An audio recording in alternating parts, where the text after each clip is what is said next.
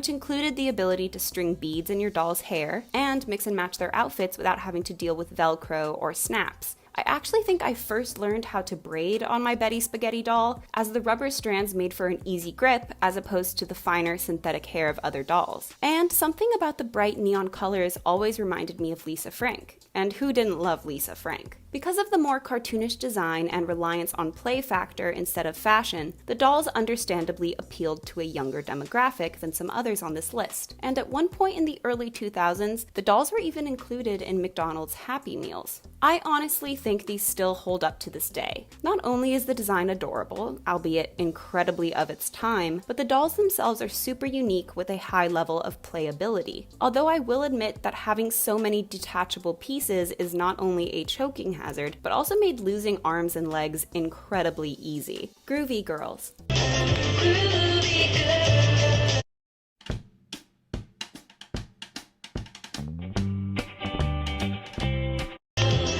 Produced by Manhattan Toy Company starting in 1998, Groovy Girls stuck with a more childish aesthetic for their toys, going with a familiar and classic ragdoll look for their dolls, but with modern-day hairstyles, clothes, and accessories. The dolls were made out of a soft, plush fabric with embroidered faces and hair made of yarn. They differentiated their characters by giving them different skin colors, hair types, and facial features, which resulted in one of the larger and more diverse lineups in the doll world with dozens of Groovy Girls in rotation. The dolls were also distinctly prepubescent, a rarity in the doll world. At the height of their popularity in 2005, over 8 million Groovy Girl dolls had been sold, and the accompanying website, groovygirls.com, had over 1.7 million users in 2007. Their site had a vastly different premise than others, where instead of focusing on flash games, it was more of a social platform. You could add friends, chat with them, dress up your doll, and even decorate your room. I happen to own quite a few Groovy Girls, and I was completely obsessed with them. And out of all the toys I owned as a child, they were definitely the ones I played with the most. I even had a pink luggage case that I'd lug them around the house in, just so I could play with them wherever I wanted. I do think that the look is pretty childish, but overall, fun.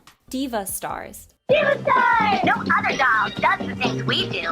Released by Mattel in 2000, the Diva Stars were a line of robotic dolls that were created during the height of the robo toy craze, like Poochie, Furbies, and Tamagotchi. The plastic dolls had combable hair, exaggerated facial features, and could recite a variety of pre-recorded phrases. The dolls, which came with snappable clothing and accessories that you could switch out, were accompanied by a website that had flash games with a